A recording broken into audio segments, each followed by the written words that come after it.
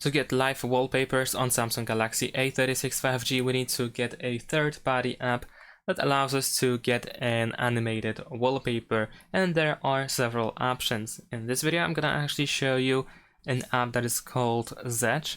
It has some pretty cool options. I have this app already installed. So once installed, let's go and open it. And I'm gonna show you how to actually get the wallpaper, an animated one.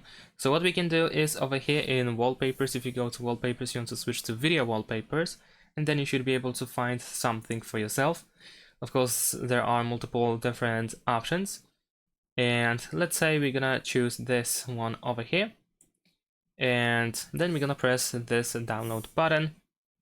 And in this case, we can use credits, which are available over here in the top right corner, or you can decide to watch an ad and get the wallpaper for exactly that. So in my case, I'm just gonna watch an ad.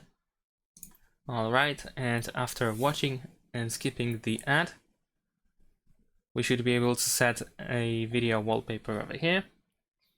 Let's close, oh, there we go. And let's press set wallpaper, and then we can choose to set as home screen and lock screen.